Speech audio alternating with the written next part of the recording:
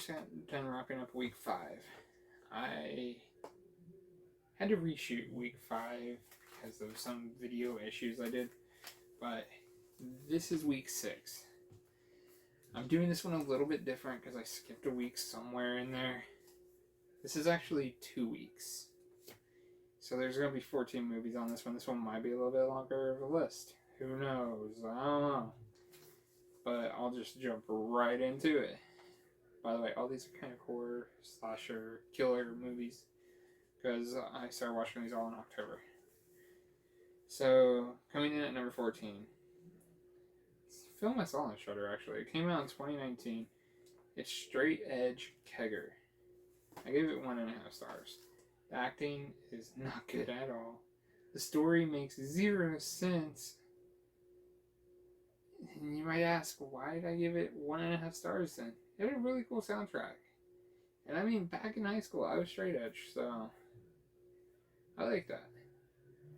But there's no reason to any of it, and so many things happened that didn't need to happen. It was crazy. Like, a little bit of spoilers, I guess. The party scene, there was like at least, let's say 50 people. The killers come and attack, and they kill a couple. And then, like, they all just start running, and then it becomes like 12 people in the party. Don't know what happened to the others. Don't know why they didn't go get the cops, but they didn't. And then the people just, like, died so easy. They didn't, like, try to fight back or anything. They just, like, gave up. It was so dumb. Not realistic at all. The soundtrack was really good. Now, coming in at number 13 is The Tattooist. This film came out in 2007. I gave it 2 stars. It's a good concept. The acting was boring for the most part. It's about like a cursed tattoo equipment kind of thing that a ghost is killing. Yeah, it's... Read the synopsis. Like, just read that. It's not that great. Now, coming in at number 12 is Psychopaths. This came out in 2017. It's 2 stars. That's what I gave it. I might have been nice. Some of the kills were really interesting. I like the concept of having different stories entwine with other stories, and they all lead kind of to the same place. I like that concept. I mean, Tarantino's really good at it. Once Upon a Time in Hollywood was... No, not that movie. Wow, why do I always say that movie? Good Times or Bad Times at El Royale, that movie. That movie did a really good job at it. But that movie, I also seen it in, like, Tarantino style of filming. But this movie... It's clearly a lower budget, so I'm not going to fault it on that. The acting was... It was up in the air for some of them. Some of the people did really well, others just got annoying, and I wanted them to shut up so bad. But that's that. You watch it. Make your own opinion on that film. Let me know what you think. Coming in at number 11, this might be where things start getting a little iffy. People might get mad about some of these ratings I'm giving these. It's Child's Play 3. Came out in 1991. I give it 3 stars. I actually like Child's Play 3. If that tells you anything about the rest of the movies on the list. I like this movie. I think it's one of the better Child's Play sequels. As I say that, I got other ones higher up, but I think it's a really good sequel. It's the 3rd one, but still. The thing that made it so low on my list is, yeah, it came out a year later than Child's Play 2, so I get it. Andy can't be the same actor for age reasons, but recasting him was so weird to me. It's just weird. I think that's why it's lower on my list. But story-wise, I actually enjoyed it. Being in like a boot camp was pretty interesting. But, yeah. Coming in at number 10 is The Cleansing Hour. It came out in 2019. It gets 3.5 stars. Now this movie, Okay, if you know me, you know I like watching some TV series. 911 is one of those series. And one of the characters on 911 is actually the preacher pastor guy on this movie with long hair. So it threw me off when I saw that. I was like, oh my god, I know who he is. It's weird seeing him in that role. Now, the acting was actually really good for this movie. It was clearly a low budget movie. I mean, some of the special effects were terrible. There's a fire scene that looks like crap. It was so bad. But the story was really good. The ending was a little bit out there. I mean, I don't hate it, but it's not the best, and that might be why it's lower on my list. But yeah, it was still an alright film. I suggest watching it. It's on Shudder as well, and it's a Shudder original, actually. Now, coming in at number 9 is a film from 1985, Fright Night. It gets 3.5 stars.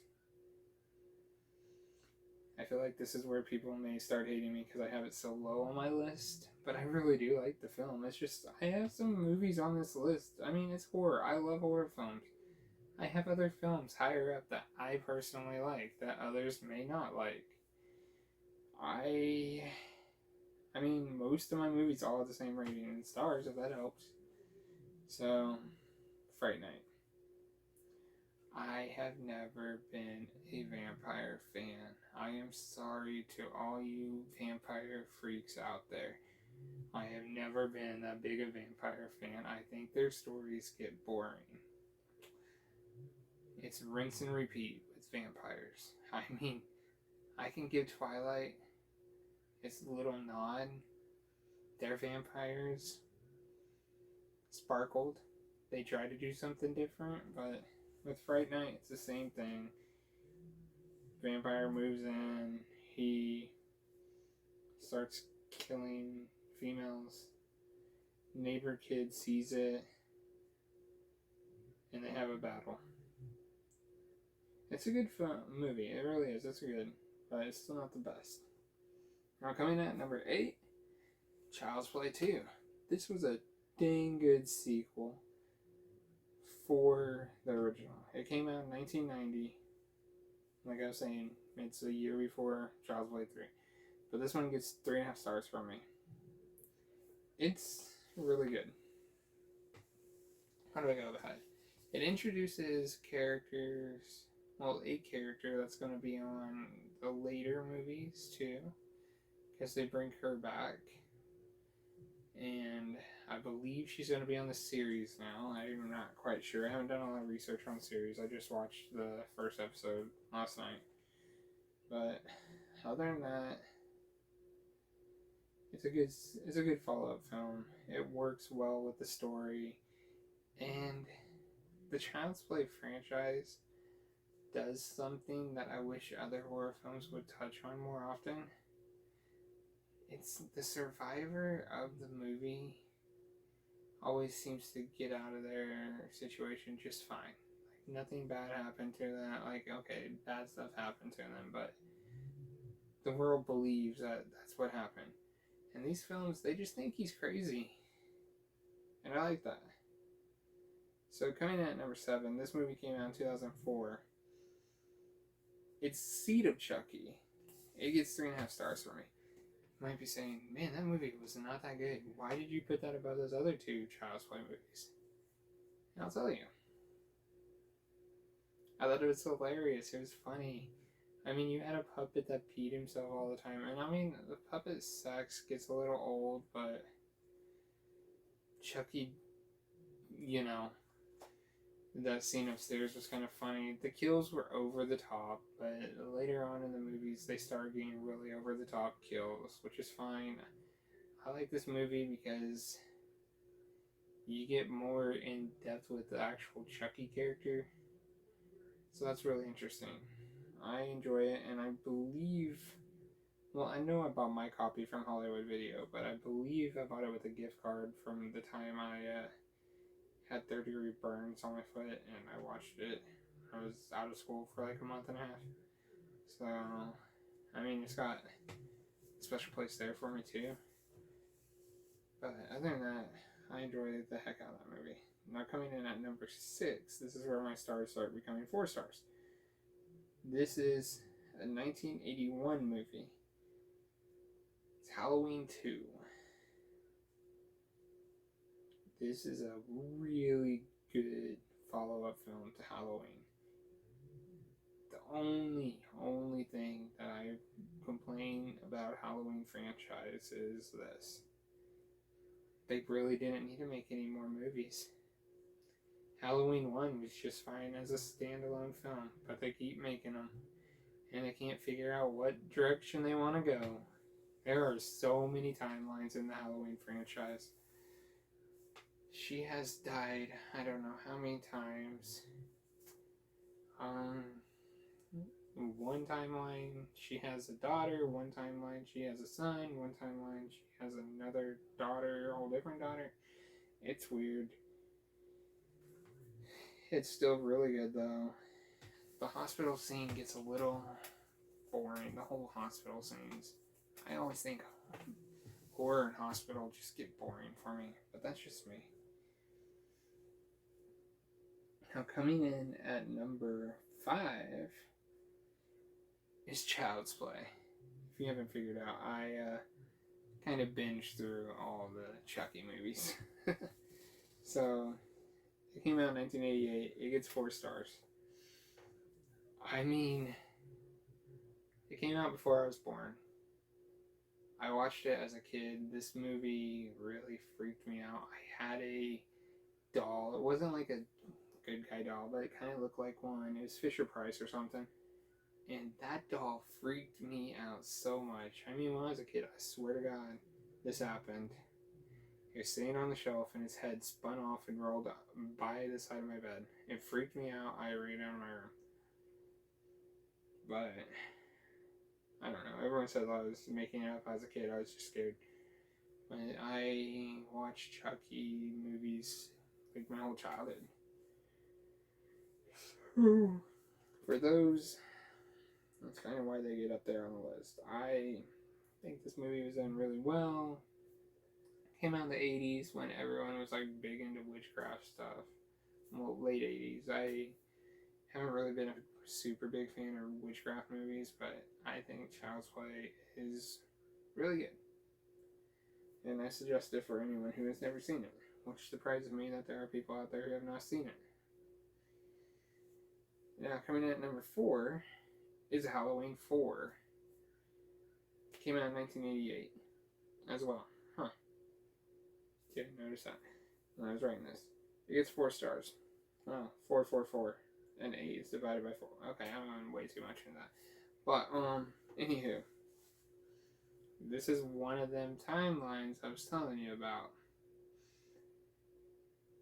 It's like Halloween, Halloween 2, Halloween 4, 5, and 6. This timeline, I actually really enjoy. It kind of gets a cult with it.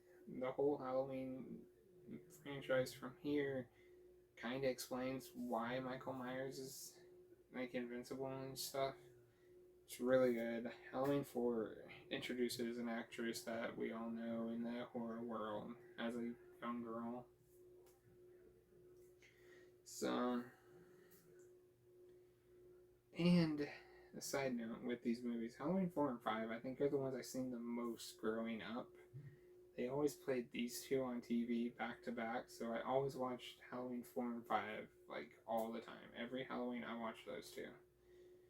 Now coming in at number 3 is another movie they always played around Halloween time when I was growing up. It came out in 1998. It's Bride of Chucky. Oh my god, I have that above Child's Play. That's weird, I know. I enjoyed the heck out of Bride of Chucky. It's 4.5 stars for me. This is where they start introducing Chucky as more of a cartoony kind of character where you follow him more than you follow the victims. It's really interesting. It's totally got that 90s vibe, the late 90s vibe that I love. So, That's why it gets to be number 3 on my list. Now, number 2 came out in 1978. Gets 4.5 stars. Can you figure out what it is? If not, do some research. It's Halloween. The original Halloween movie.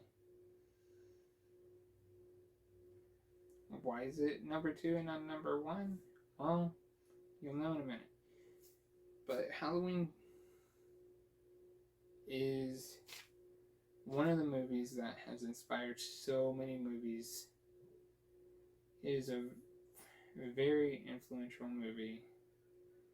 If it wasn't for Halloween, my number 1 movie probably wouldn't be on this list. Because it probably wouldn't have been made. But Halloween, we get the creepy, knife-wielding Michael Myers walking down the streets, stalking himself some babysitters. It's one of those films that you just need to watch if you've never seen it. Now, coming in at number 1, this is a movie that I absolutely love. I watch it at least once a year. It came out in 1996. Gets 5 stars from me. Now, you know me. You know this movie.